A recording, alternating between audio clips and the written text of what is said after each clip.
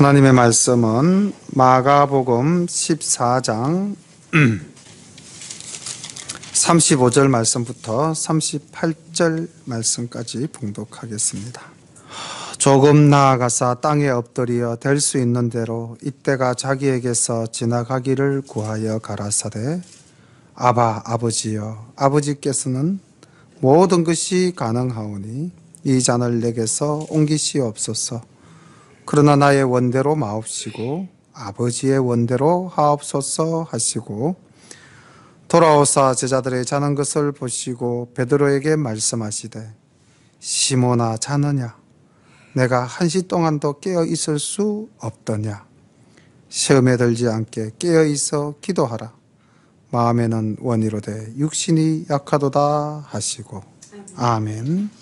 제가 오늘 읽었던 이 본문 말씀도 마음이 많이 아픈 내용 중에 한 부분입니다.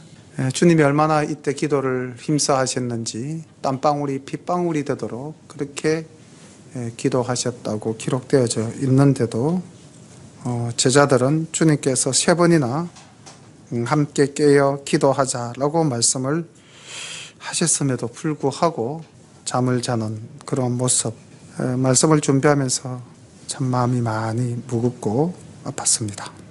오늘 14장 본문 내용은 이제 고난주간 5째 날에 해당하는 내용이 되겠습니다.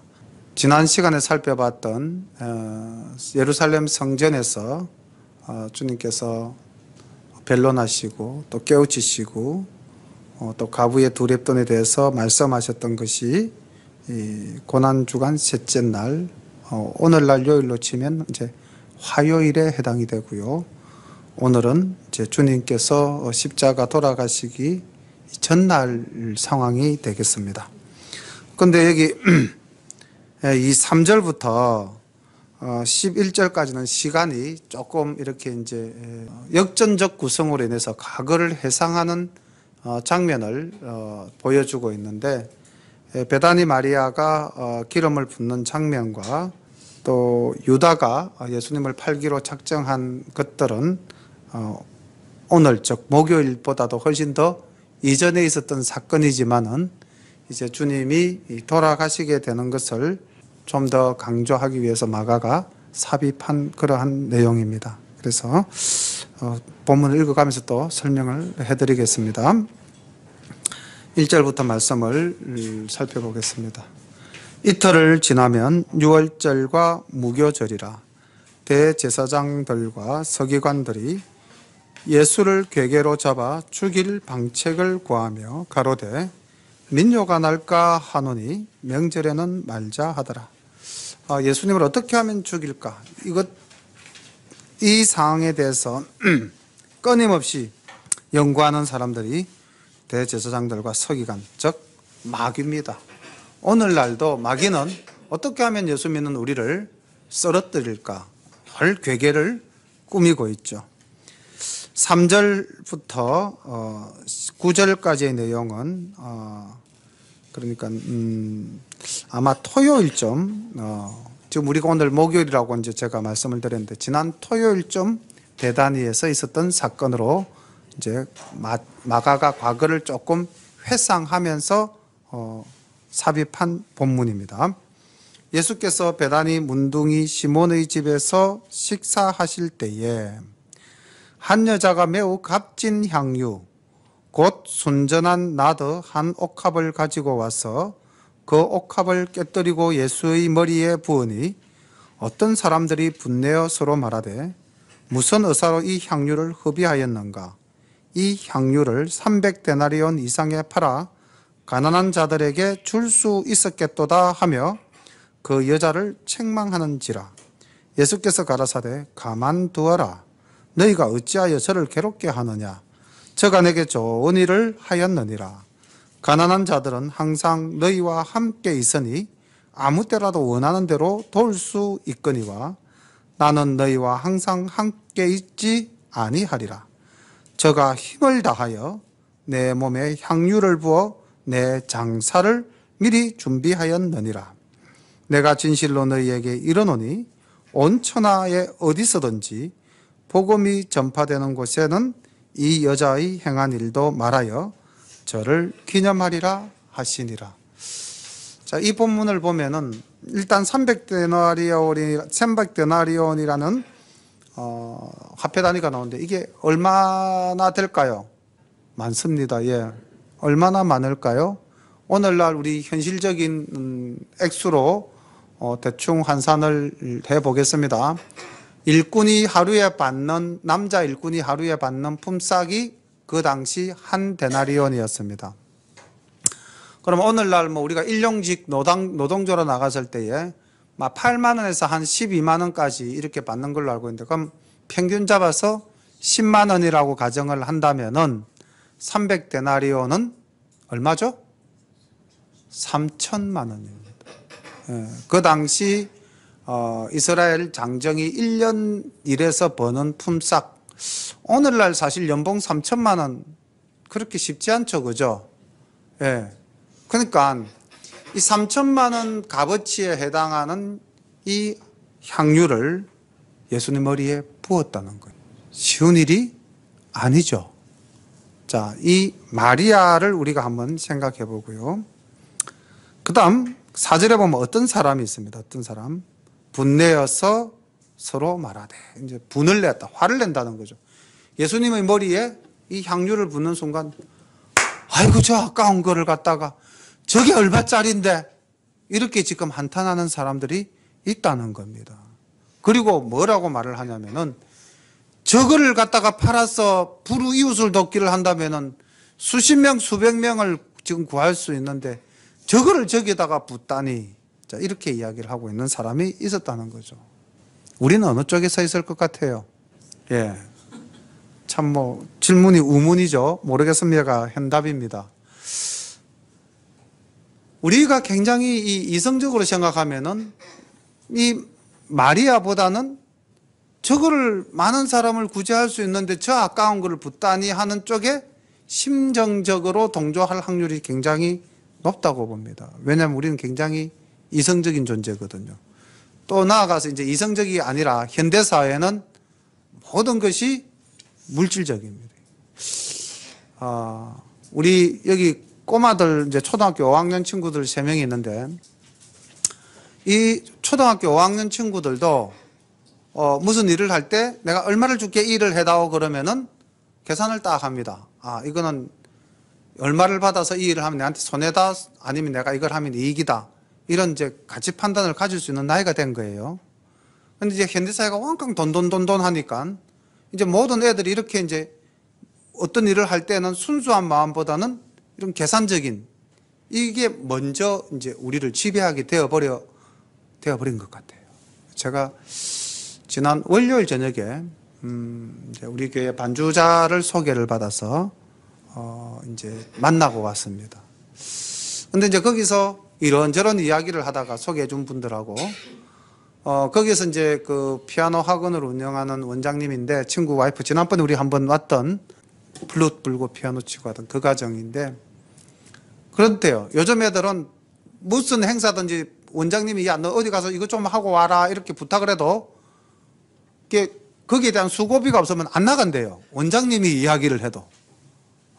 그런 만큼 애들이 이제 굉장히 타산적으로 변해버렸다. 이제 그런 이야기를 하던데 오늘날 우리가 예수 믿는 게 참 옛날보다 더 힘들어진 것 같아요. 제가 70년대, 80년대 제가 고등학생, 중학생, 고등학생 때 그리고 대학생 때 예수 믿던 것을 생각해 보면은 그때는 참 순수했던 것 같아요. 우리들의 마음이. 그래서 뭔가 이 계산보다는 열정이 더 앞섰던 것 같은데 오늘날도 물론 많은 그런 분들이 있을 겁니다. 계산보다는 열정이 앞서시는 분들도 맞는데 오늘 여기 4절에 나오는 이 어떤 사람을 보니까 정말로 이성적이고 인본주의적이고 계산주의적인 사람이 아닌가. 그래서 이 모습이 우리들의 모습에 많이 참 투영이 되어서 저도 마음이 많이 무거웠습니다. 그런데 이 마리아는 도대체 어떠했길래 이 3천만 원에 해당하는 이 향유를 예수님께 부었을까요? 이 마리아 집안에는 누가 있습니까? 마르다가 있고 또 예수님의 친한 친구 나사로가 있었죠. 근데 이전에 주님께서 죽은 나사로를 살리신 일이 있었죠. 그리고 주님이 이 베다니를 오면은, 예루살렘을 들어가기 전에 항상 베다니에 오면은 아마 이 나사로의 집에 머물르셨던 것 같아요. 그리고 말씀을 주셨던 것 같아요. 그때마다 마리아는 어떻게 했습니까? 예수님의 무릎 아래 앉아서 말씀 듣기를 즐겨했던 여인이죠. 그죠? 마르다는 음식하느라고 분주했었고, 마리아는 주님께서 자기 가정과 자기 자신에게 베풀어 주신 은혜를 알고 있었습니다. 자, 우리가 예수 믿는 우리가 늘 마음에 담고 살아야 될 말 중 하나가 은혜라는 말이죠. 하나님께서 은혜로, 오늘 우리 기도해 주신 집사님도 그 하나님의 한량 없으신 은혜, 절기와 또 날씨를 주관하시고 온갖 꽃들로 우리를 행복하게 해주시는 그 하나님의 은혜를 생각한다면 우리가 하나님께 충성하고 몸바치고 헌신하는 것은 아깝지 않은 우리의 신앙적 행위가 아니겠는가. 우리가 이웃을 위해서 또 교회를 위해서 우리가 힘써 행할 수 있는 것도 우리 마음속에 뭐가 가득할 때, 은혜가 가득해서 그것이 감사로 사랑으로 넘쳐날 때 이러한 일들을 할 수 있을 것이라고 생각을 합니다. 그래서 주님께서는 이 마리아의 그 중심을 보신 거예요. 보시고는 뭐라고 말씀하셨냐면은 9절에 참 귀한 말씀을 주셨습니다. 복음이 전파되는 곳에는 이 여자의 행한 일도 말하여 누구를 기념한다? 마리아를 기념하게끔 하겠다. 얼마나 주님께서 그 영혼을 귀하고 아름답게 보셨습니까?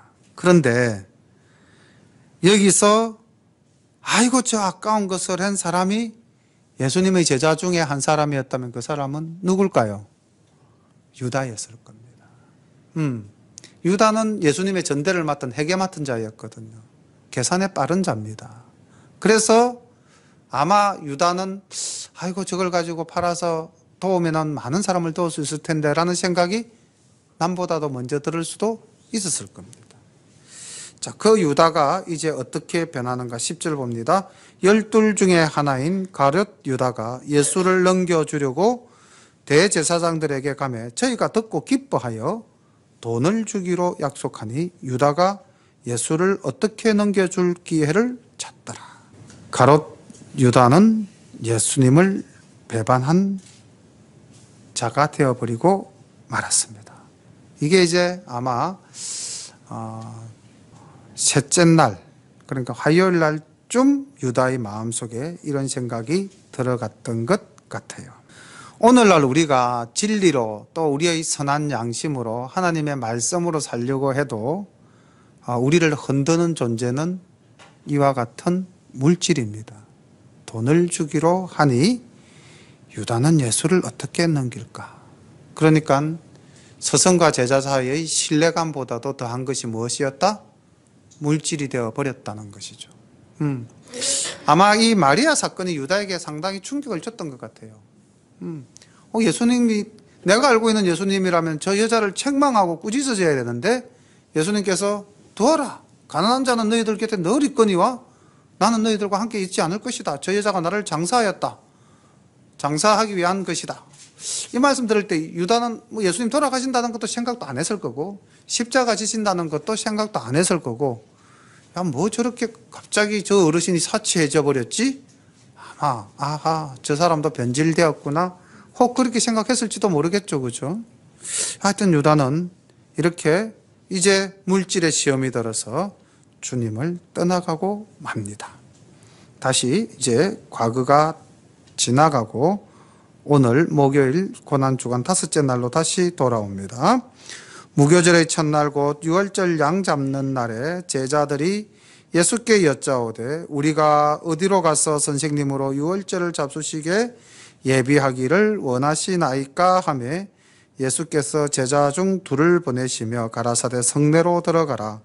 그리하면 물 한 동이를 가지고 가는 사람을 만나리니 그를 따라가서 어디든지 그에 들어가는 그 집의 주인에게 이르되 선생님의 말씀이 내가 내 제자들과 함께 유월절을 먹을 나의 객실이 어디 있느냐 하시더라 하라. 그리하면 자리를 베풀고 예비된 큰 다락방을 보이리니 거기서 우리를 위하여 예비하라 하신대 제자들이 나가 성내로 들어가서 예수의 하시던 말씀대로 만나 유월절을 예비하니라. 이제 유월절 최후 만찬을 준비하는 장면인데 제자들 중에 두 사람. 이 사람은 어떤 사람입니까? 이것도 가만히 생각을 해보면은 예수님 그 가서 어떤 사람 만나서 따라가라고요? 그게 말이 됩니까? 논리적으로 이게 성립이 안 되잖아요. 얼마든지 주님 말씀에 한거할 수 있죠. 아니다라고 부정할 수 있습니다. 한번 생각해 보십시오. 어디 가서 주님 유월절을 식사를 할까요? 혹시 주님 정해놓은 집이 있습니까? 정해놓은 예약해둔 방이 있습니까? 근데 주님께서 뭐라고 그러냐면 방을 예비해뒀다가 아니라 무랑덩이 찌고 가는 사람 만나거든 그 사람 쫓아가서 방 내놔라고 해라. 이 앞뒤가 안 맞잖아요, 상식적으로. 자, 우리 이렇게 순전한 마음으로 순종할 수 있습니까? 이게 믿음이라는 거죠. 지금 많은 사람이 등장합니다. 마리아, 유다, 어떤 사람, 유다로 극한시켰죠. 그리고 지금 제자들 중에 두 사람. 오늘 여기서 만나는 많은 사람들을 한번 생각해 보십시오. 제가 마지막에 질문을 하나 던질 겁니다. 17절, 저물매 그 12를 데리시고 와서 다 앉아 먹을 때에 예수께서 가라사대 내가 진실로 너희에게 이르노니 너희 중에 한 사람 곧 나와 함께 먹는 자가 나를 팔리라 하신대 저희가 근심하여 하나씩 여짜오되 내니이까 이르시되 12 중 하나 곧 나와 함께 그릇에 손을 넣는 자니라. 인자는 자기에게 대하여 기록된 대로 가거니와 인자를 파는 그 사람에게는 화가 있으리로다. 그 사람은 차라리 나지 아니하였다면 제게 좋을 뻔하였느니라 하시니라. 자, 여기 또 12명의 제자가 나옵니다. 주님께서 오늘 여기 있는 자 중에서 한 사람이 나를 팔 거야 그렇게 말했어요. 그렇다면 제자는 어떻게 반응을 해야 될까요? 주님 결단코 그런 일은 없습니다. 우리가 주님을 따라다닌 지가 3년이 지났는데 어떻게 저희들이 주님을 배반하겠습니까? 이렇게 말을 해야 되는 것이 우리가 알고 있는 상식 아니겠습니까? 그런데 이들의 대답이 어떻게 갑니까? 접니까? 내니까 이게 바로 접니까? 이렇게 물은 거죠. 그 접니까? 라고 물은 사람의 심리가 도대체 어디에서 그런 말이 나왔을까요? 그렇죠. 예수님 따라다녀가지고 돈 되겠나? 이런 생각을 한 번씩은 다 누구든지 가졌었다는 이야기가 되겠죠. 내니까 내가 예수님을 팔 사람입니까? 이렇게 자기들이 스스로 자기들 입으로 고백했다는 겁니다. 주님 앞에서. 그러니까 이날 밤에 지금 주님이 잡히시기 전날 밤인데 이게 지금 이날 밤에 일어난 이 사람들의 모습들을 한번 보십시오. 정말 마지막 날에 우리는 어느 자리쯤 가 있을까요? 누구가 오늘 우리의 모습과 가장 가까운 사람일까요? 제가 이 부분을 이렇게 정리를 해봤습니다. 주님 가장 가까이에 있는 우리 모두는 예수님을 배반할 수 있는 존재다. 내가 예수님을 믿고 주님을 사랑한다 고백하지만은 우리는 이렇게 약한 존재라는 거죠. 또 하나 사람이라는 이 존재에 대해서 성경 말씀을 바탕으로 정리를 하자면 사람은 우리가 믿을 대상도 아니고 의지할 대상도 아닙니다. 사람은 오직 내가 온 마음으로 사랑해야 할 대상입니다. 시편 146편 3절에 보면은 방백들을 의지하지 말며 도울 힘이 없는 인생도 의지하지 말지니 그 호흡이 끊어지면 흙으로 돌아가서 당일에 그 도모가 소멸하리로다. 우리가 이 땅을 살면서 자꾸 사람에게 의지하고 사람의 능력을 나의 능력으로 삼고자 하는데 여기 나오는 내니까라고 말하는 제자들처럼 우리 모두는 한계적 존재다라는 것을 늘 기억을 하셔야 할 것 같습니다. 22절 저희가 먹을 때에 예수께서 떡을 가지사 축복하시고 떼어 제자들에게 주시며 가라사대 받으라 이것은 내 몸이니라 하시고 또 잔을 가지사 사례하시고 저희에게 주시니 다 이를 마시매 가라사대 이것은 많은 사람을 위하여 흘리는 바 나의 피 곧 언약의 피니라. 진실로 너희에게 이르노니 내가 포도나무에서 난 것을 하나님 나라에서 새 것으로 마시는 날까지 다시 마시지 아니하리라 하시니라. 이에 저희가 찬미하고 감람산으로 나아가니라. 유월절 이제 이 만찬을 통해서 주님께서는 오늘날 우리가 행하고 있는 성찬식의 원형을 보여주셨습니다. 그럼 이 성찬식이라는 것은 어떤 의미로 우리가 받아들여야 할 것인가? 첫 번째, 주님께서는 떡과 포도주를 주시면서 나의 몸과 나의 피다. 이것을 먹고 마시라. 이것은 곧 예수님과 우리가 하나가 된다, 연합한다 라는 의미죠.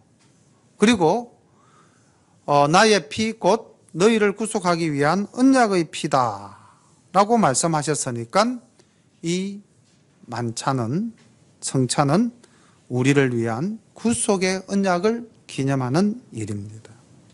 그리고 또 이 성찬은 주님의 승리, 메시아로서의 궁극적 승리를 나타내는 부분이 나타나는데 어디에 있습니까?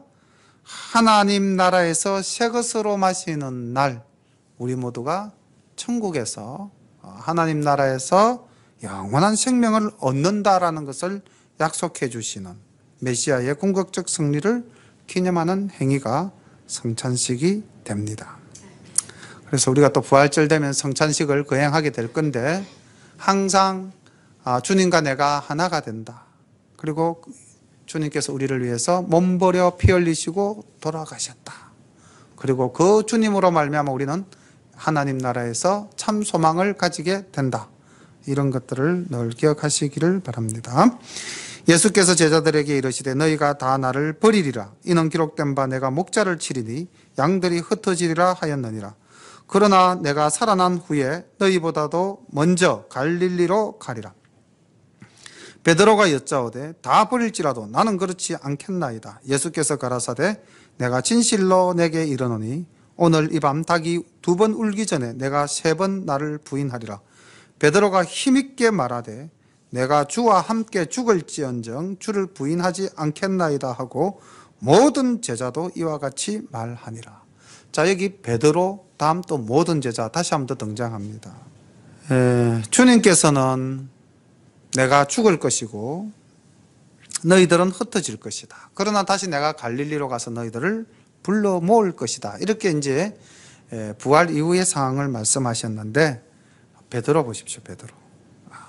뭐라고 그럽니까? 정말 강하게 이야기합니다. 저는 절대 그런 일이 없습니다. 베드로가 그러니까 나머지 11 제자들도 따라서 아유 주님 절대 그런 일 없습니다. 그렇지만 어떻습니까? 50절을 한번 보십시오. 제가 이 50절을 읽으면서 마음이 참 많이 아팠습니다. 50절 보면 그들 모두가 도망하였더라. 다 도망가 버립니다. 지금 여기 31절 모든 제자의 고백은 50절에 가면 다 허언으로 끝나버리고 말죠.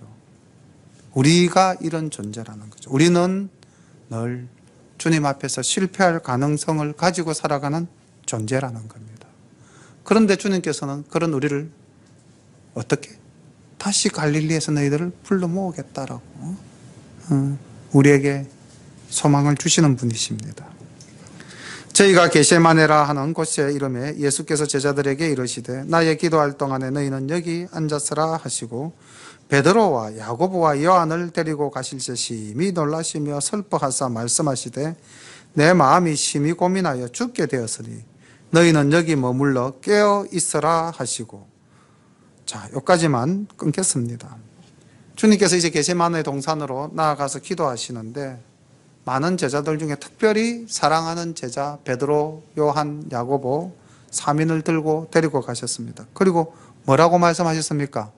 내 마음이 심히 고민하여 죽게 되었다. 얘들아, 내가 너무 마음이 아프고 내가 너무 지금 정신이 없다. 정말로 인성을 가지신 주님께서 이 십자가 고난을 생각하니 얼마나 두렵고 떨렸겠습니까? 그래서 그 제자들에게 너희들은 깨어서 나와 함께 여기서 기도 좀 해다오. 이렇게 부탁을 한 겁니다. 이 예수님의 이 피맺힌 부탁을 만약에 여기에 있는 우리들에게 주님께서 오늘 저녁 말씀하신다면 우리는 예 하고 대답할 수 있지 않겠습니까? 주님, 저희들이 마음을 합하여 주님과 기도하겠습니다. 이렇게 할 수 있지 않겠어요? 그런데 깨어 있어라 하고 이제 주님 나갔었습니다. 35절 조금 나아가서 땅에 엎드려 될 수 있는 대로 이때가 자기에게서 지나가기를 구하여 가라사대 아바 아버지여 아버지께는 모든 것이 가능하오니 이 잔을 내게서 옮기시옵소서. 그러나 나의 원대로 마옵시고 아버지의 원대로 하옵소서 하시고. 자, 주님의 기도. 이 주님의 기도도 우리에게 주는 교훈이 큽니다. 주님이 보이신 기도는 아버지의 뜻을 알고 그 아버지의 뜻에 자기의 뜻을 굴복하는 것이 온전한 기도다. 이것을 인성을 가지신 예수님께서 십자가 고난이라는 정말 죽음이라는 것을 앞두고 하나님께 기도할 때 인간적으로 이렇게 말씀하셨죠. 자기에게서 지나가기를 구했다는 거죠. 내게서 이 잔을 옮기시옵소서. 저 죽기 싫습니다. 저 십자가 안 지면 안 될까요? 이렇게 기도하신 거죠. 그러고는 다시 돌이키셔서 내 뜻대로 마옵시고 아버지의 뜻대로 하옵소서. 우리도 이런 기도 할 수 있어야겠죠. 내가 계획하고 내가 꿈꾸는 것이라 할지라도 만약에 이것이 아버지의 뜻이 아니라면은 내 뜻대로 마옵시고 아버지의 뜻대로 하옵소서. 이런 기도를 우리가 할 수 있어야 할 것입니다. 돌아오사 제자들의 자는 것을 보시고 잠들어 버렸어요. 베드로에게 말씀하시되 시몬아 자느냐. 시몬부터 불러있었습니다. 베드로부터 부르셨죠. 네가 1시 동안도 깨어 있을 수 없더냐. 시험에 들지 않게 깨어 있어 기도하라. 오늘 우리 보고 말씀하십니다. 교환아 네가 자느냐. 깨어 있을 수 없더냐. 시험에 들지 않게 깨어있어 기도하라. 마음에는 원이로되 육신이 약하도다 하시고 다시 나아가 동일한 말씀으로 기도하시고 다시 오사 보신즉 저희가 자니 이는 저희 눈이 심히 피곤함이라. 저희가 예수께 무엇으로 대답할 줄을 알지 못하더라. 주님 베드로 깨우셨어요. 야 베드로 너는 내가 믿는다. 야고보와 요한은 피곤해서 잔다 할지라도 베드로 너는 깨어서 나랑 기도 좀 같이 하자. 그러고 다시 가서 또 기도하셨어요. 그 기도의 내용은 요한복음에 잘 기록되어져 있죠. 대제사장의 기도. 근데 와서 보니까 또 자요. 베드로가. 그리고 40절에 보니까 저희 눈이 심히 피곤함이라. 이제 계절이 바뀌고 환절기가 되면 우리 몸이 나른해지고 처집니다. 그죠? 그래서 자기도 모르게 눈꺼풀이 이렇게 내려올 수도 있죠. 이때 아마 제자들이 많이 피곤했나 봅니다. 그리고 주님 말씀에 변명도 할 줄 모르고 어떻게 할 바를 몰랐죠. 대답할 줄을 알지 못하더라. 이 정도라면 이제 그렇게 미안하게 느껴졌다면 이제 깨어서 기도해야 되는데 세 번째 오사 저희에게 이르시되 이제는 자고 쉬라. 그만이다. 때가 왔도다. 보라 인자가 죄인의 손에 팔리우느니라. 일어나라 함께 가자. 보라 나를 파는 자가 가까이 왔느니라. 제가 지난 주일날 우리 이제 사순절 이렇게 지금 맞이하고 있는데 우리 교회에 나와서 새벽 기도를 함께 드리시면 좋겠습니다 했는데 월요일 날 우리 이제 김성진 자매님이 예배당에 왔는데 말씀을 해야 됩니까? 말해야 됩니까? 제가 늦잠을 자버렸어요. 내려오니까 불이 켜져 있는 거예요. 내가 어제 저녁에 불을 안 껐나. 마음은 원이로되 육신이 약해가지고 제 눈이 심히 피곤해서 얼마나 당황스럽고 저도 그랬습니다. 고백합니다. 그렇지만은 또 이렇게 제가 말씀을 드리니까 나와서 함께 기도해 주신 동력자가 있어서 제가 또 얼마나 든든했는지 너무너무 감사합니다. 우리 성도님들 어쨌든 4월 1일 부활절 맞이하기까지 마음은 원이로되 육신이 약하도다 이렇게 변명하지 마시고 저는 옛날에 중리 살 때에 3개에 살았는데 그때 제가 평신도 때입니다. 창원 성결교회 지금 저 법원 밑에 있어요. 그 교회가. 그때 이제 부활절 전에 이제 특별 새벽 기도회 한다고 이제 집사 이상은 다 나온나 이제 목사님께 명령을 하셔가지고 집사람하고 일주일간을 상계에서 거기까지 진짜 새벽 기도 갔습니다. 아침에 막 질주해가지고. 어떻게 보면 그게 형식적일 수도 있고 또 어떻게 보면 위선적이다 할 수도 있지만은 그러나 우리가 한번 그렇게 또 주님과 가까이 하겠다는 열정과 사랑을 가지고 내가 한번 이렇게 주님의 전을 찾는 것도 저도 평신도 시절에 해봤기 때문에 그것이 꼭 그런 것만은 아니다. 부정적으로 볼 것만은 아니다. 우리가 그렇게 함으로 주님과 함께 내가 이 시간을 공유한다. 그런 의미도 굉장히 있었던 것 같습니다. 신앙의 성장에도 도움이 되었습니다. 여기 지금 베드로, 요한, 야고보 바로 우리들의 또 모습이 아닌가. 43절 봅니다. 유다와 또 여러 사람이 또 나옵니다. 보겠습니다. 말씀하실 때에 곧 12 중의 하나인 유다가 왔는데 대제사장들과 서기관들과 장로들에게서 파송된 무리가 금과 몽치를 가지고 그와 함께 하였더라. 예수를 파는 자가 이미 그들과 군호를 짜 가로되 내가 입맞추는 자가 그이니 그를 잡아 단단히 끌어가라 하였는지라. 참, 유다가 단단히 끌어가라 이랬대요. 이에 와서 곧 예수께 나와 랍비여 하고 입을 맞추니 저희가 예수께 손을 대어 잡건을 곁에 섰는 자 중 한 사람이 틀림없이 베드로일 겁니다. 금을 빼어 대제사장의 종을 쳐 그 귀를 떨어뜨리니라. 예수께서 무리에게 말씀하여 가라사대 너희가 강도를 잡는 것과 같이 검과 몽치를 가지고 나를 잡으러 나왔느냐. 내가 날마다 너희와 함께 성전에 있어서 가르쳤으되 너희가 나를 잡지 아니하였도다. 그러나 이는 성경을 이루려 함이니라 하시더라. 43절에 등장하는 인물들은 많죠. 무리가 칼과 몽둥이 이런 것들을 들고 예수님을 잡으러 왔습니다. 그리고 가장 위선적인 제자 유다는 얼마나 다정하게 다가갑니까? 랍비여, 선생님이시여 하면서 다가가서 입맞추는 거예요. 그 다정함 뒤에는 악마의 계교가 있었죠. 내가 입맞추는 자가 거니 그를 단단히 끌어가라. 50절 참 말씀 준비하면서 제일 마음이 아팠던 구절입니다. 제자들이 다 예수를 버리고 도망하니라. 여기에 제 모습이 있나 싶어서 마음이 많이 아팠습니다. 한 청년이 벗은 몸에 배 혼니부를 두르고 예수를 따라오다가 무리에게 잡힘에 배 혼니부를 버리고 벗은 몸으로 도망하니라. 아마 이거는 이제 많은 성경학자들이 이 문장 속에 도대체 이게 무슨 이야기야? 한 사람이 벌거벗었는데 배 혼니부를 두르고 따라가다가 잡혀서 그걸 버리고 도망을 갔다. 도대체 이게 무슨 앞도 뒤도 없는 내용이냐? 성경학자들은 그렇게 얘기합니다. 이거를 기록한 마가가 당시에 그 주님이 최후의 만찬을 한 것도 마가의 다락방 아닙니까?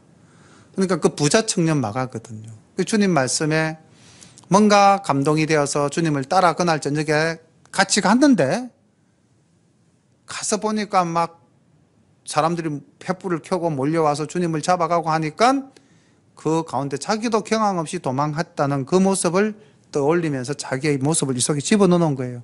제자들이 다 도망갔는데 그때 나도 그렇게 도망가는 사람 중에 한 사람인데 이렇게 창피한 꼴을 하고서 제가 도망갔습니다. 주님 용서하옵소서 고백하는 장면입니다. 53절 저희가 예수를 끌고 대제사장에게로 가니 대제사장들과 장로들과 서기관들이 다 모이더라.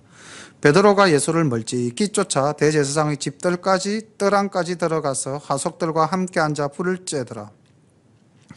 대제사장들과 온 공회가 예수를 죽이려고 그를 칠 증거를 찾되 얻지 못하니 이는 예수를 쳐서 거짓 증거하는 자가 많으나 그 증거가 서로 합하지 못함이라. 어떤 사람들이 일어나 예수를 쳐서 거짓 증거하여 가로되 우리가 그의 말을 들으니 손으로 지은 이 성전을 내가 헐고 손으로 짓지 아니한 다른 성전을 사흘에 지으리라 하더라 하되 오히려 그 증거도 서로 합하지 않더라. 그러니까 예수님을 죽이기 위해서 모의하는 사람들의 입이 맞지 않았다는 거죠. 오늘 이제 지금도 열심히 수사를 받고 있을 겁니다. 많은 사람들이 이명박 전 대통령의 비리에 대해서 이미 진술을 고백을 하지 않았습니까? 그럼 그걸 가지고 지금 검사가 이제 추궁을 하겠죠. 당신이 제일 믿는 김백준이가 이렇게 이야기했습니다. 어떻습니까? 나는 모릅니다. 입이 맞지 않다는 거죠. 증거를 무마시키고 증거를 남기지 않으려고 하겠죠. 그런데 과연 그것이 가려질까요? 근데 우리 주님을 이렇게 지금 비방하고 죽이기 위해서 애쓰는 자들의 이 거짓 증거는 아무리 입을 맞춰도 맞지가 않습니다. 그 증거가 서로 합하지 않더라는 거죠. 60절 대제사장이 가운데 일어서서 예수에게 물어가로되 너는 아무 대답도 없느냐? 이 사람들이 너를 치는 증거가 어떠하냐? 하되 잠잠하고 아무 대답도 아니하시거늘 대제사장이 다시 물어가로되 내가 찬송받을 자의 아들 그리스도냐? 예수께서 이러시되 내가 그니라. 인자가 권능자의 우편에 앉은 것과 하늘 구름을 타고 오는 것을 너희가 보리라 하시니 대제사장이 자기 옷을 찢으며 가로되 우리가 어찌 더 증인을 요구하리요? 그 참남한 말을 너희가 들었도다. 너희는 어떻게 생각하느냐 하니 저희가 다 예수를 사형에 해당한 자로 정죄하고 혹은 그에게 침을 뱉으며 그의 얼굴을 가리우고 주먹으로 치며 가로되 선지자 노릇을 하라 하고 하속들은 손바닥으로 치더라. 굉장히 예수님이 지금 이 장면에서는 많이 맞으시는 장면입니다. 침뱉임을 당하고 주먹에 맞고 손바닥으로 쳤다는 것은 뭐 뺨을 쳤다 이렇게 볼 수도 있겠죠. 그죠? 대제사장 집에 끌려가서 주님이 당하시는 수치와 고난입니다. 62절에 이제 주님께서 말씀하시죠. 내가 하나님의 아들이다. 정체를 밝히십니다. 인자가 권능자의 우편에 앉은 것과 하늘 구름을 타고 오는 것을 너희가 보리라. 내가 메시아다. 내가 하나님의 아들이다.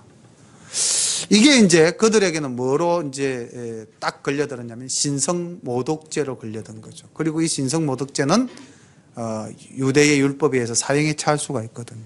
그래서 자기들의 뜻이 이제 이루어진 겁니다. 주님께서는 마지막 빌미를 주신 거예요. 너희들이 그렇게 나를 죽이고 산다면 내가 이제 메시아임을 선언하겠다. 그리고 너희들은 이 선언을 가지고 나를 죽일 제목으로 삼겠지 말씀하셨던 겁니다.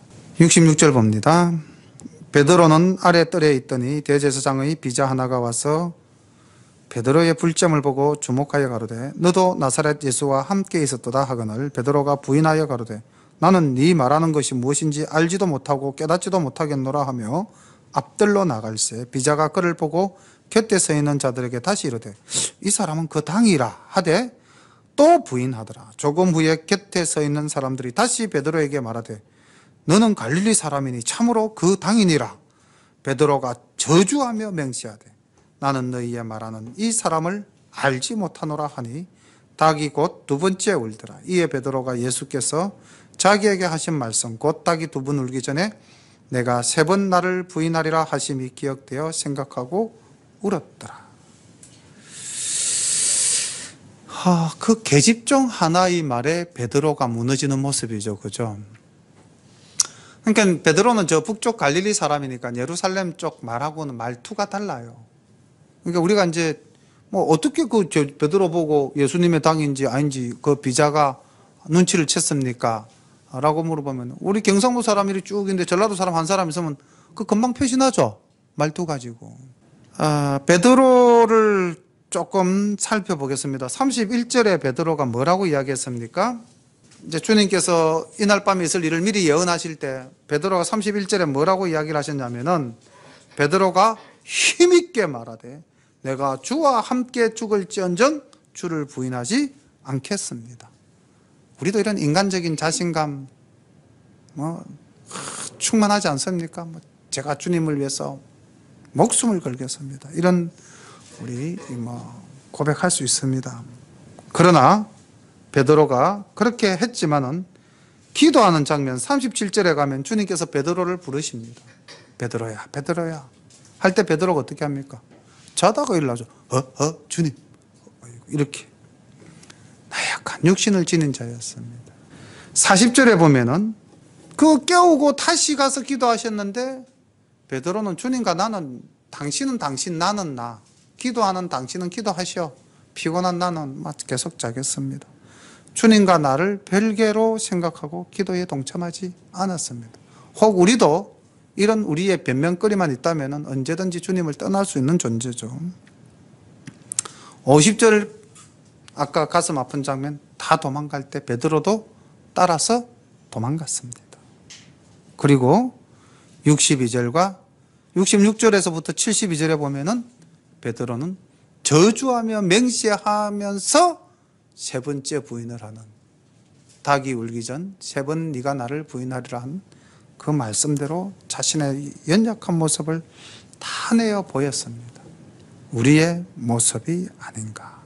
그리고 72절에 보니까 주님 말씀이 기억되고 생각되어서 울었더라. 이게 뭐 불과 몇 시간 전에 있었던 일입니다. 뭐 어제 아래에 있었던 일도 아니고 불과 몇 시간 전에 있었던. 그러니까 이 지금 베드로의 모습이 변화되어지는 이 장면이요, 그날 저녁에 다 있었던 일들입니다. 이게 얼마나 인간적이고 충동적이고 감각적이고 자기중심적입니까? 이게 우리의 모습이거든요. 우리도 하루에 12번 넘게 생각을 바꾸는 존재들 아닙니까? 오늘 성경 속에 참 많은 사람들이 등장했어요. 이 본문 속에 등장하는 인물들을 보면서 오늘 나의 위치는 어디에 있는가? 제가 질문을 한번 던져보겠습니다. 답은 마음으로 찾으시기를 바랍니다.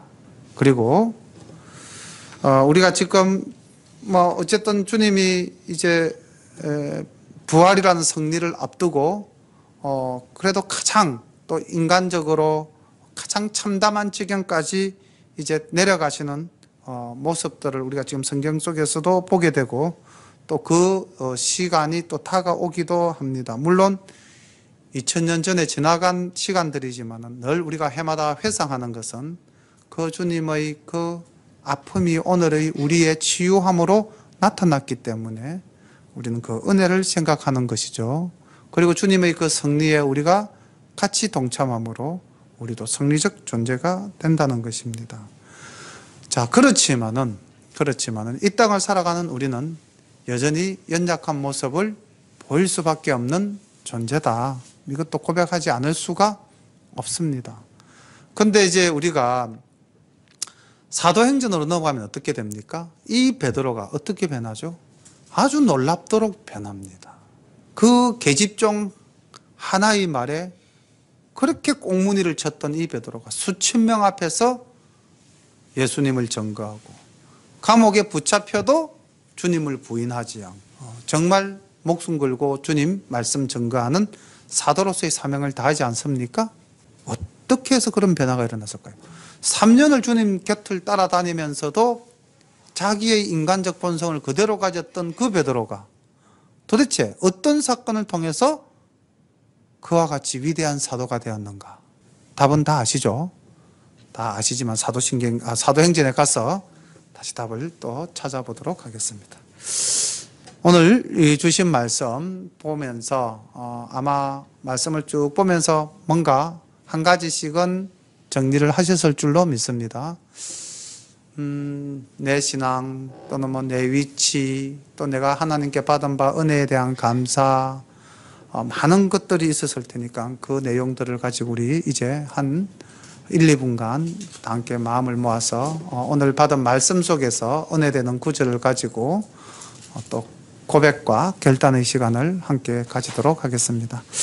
사랑과 은혜가 풍성하신 우리 아버지 하나님 은혜를 감사합니다. 오늘도 주님 귀한 말씀으로서 우리를 깨우쳐 주시고 또 주님 우리의 삶을 돌아보게 하시니 그 은혜를 감사합니다. 아버지 하나님, 주님이 잡히시던 그날 밤에 아버지 횃불을 높이 쳐들고 칼을 들고 몽둥이를 들고 무리들이 모여서 주님을 잡을 때에 한 사람도 주님 앞을 나서서 아버지 막아주는 이 없었고 주님 믿었던 그 12제자 그 중에 한 명은 배신하여 파는 자가 되었고 11명은 다 도망을 갔습니다. 아버지 하나님, 오늘날 저희들도 아버지 하나님 도망가는 존재가 아닌지요. 아버지 하나님 정말 주님을 믿고 또 주님 종이 되겠다 다짐하고 아버지 이 자리에 섰지만은 아버지 하나님 정말 최악의 상황에 정말 저희들이 목숨 내어놓고 주님을 아버지 하나님 시인하며 아버지 어떠한 일을 겪더라도 우리가 주님을 배반하지 않는 존재가 될 수 있을는지요. 하나님 저희들의 육신은 너무나 약합니다. 그러나 아버지 하나님 성령님의 역사하심을 힘입을 때는 아버지 하나님 이 모든 것을 우리가 능히 이겨나갈 줄로 믿습니다. 아버지 하나님 오순절 성령의 아버지 마가의 다락방에 성령의 불이 임하실 때에 모든 제자들이 성령 받아서 하나님 아버지 성령 체험을 한 후에는 입을 열어 주님을 증거하는 아버지 귀한 사도로서의 역할을 하는 장면들을 우리가 또 말씀을 통해서 보게 됩니다. 아버지 하나님, 정말로 성령님의 역사하심이 저희들 위해 늘 임재하여 주옵시고 우리의 약한 성정을 주님의 귀한 성령님의 힘으로 다 극복해 나갈 수 있는 저희들 되게 하옵소서. 하루에도 12번씩 생각이 바뀌어지는 저희들의 약한 모습을 주님 바라보면서 아버지 하나님 오직 말씀으로 성령님의 역사하심으로 아버지 굳건해지기를 소망하니 주님 함께하여 주시기를 간절히 바라옵고 원하옵나이다. 이 밤에 주님께서 주신 말씀 오늘도 든든히 붙잡고 주님 주신 은혜를 감사하며 아버지 장유를 머리에 본 마리아를 생각하면서 그를 기념하라는 주님의 말씀을 기억하면서 우리의 삶이 늘 은혜 속에 풍성하게 주님께 드려지는 삶이 되게 인도하옵소서. 예수님의 이름으로 감사하며 기도드립니다. 아멘. 사랑의 아버지 하나님 은혜를 감사합니다. 오늘 밤에도 주님께서 주신 귀한 말씀 붙잡고 저희들이 기도하고 아버지 하나님 다시 한 번 더 마음을 정합니다. 우리의 마음이 아버지 하나님 말씀에 기초하고 성령님의 역사하심 위에 굳게 설 수 있도록 인도하옵소서. 나약한 우리의 본성을 날마다 말씀으로 깨우쳐서 아버지 하나님 늘 믿음으로 악한 마귀의 계계에 흔들리지 않는 승리하는 삶을 살아가도록 도우소서. 주님께서 늘 동행해 주시기를 바라옵고 간구하며 예수님 이름 받들어 기도드리옵나이다. 아멘.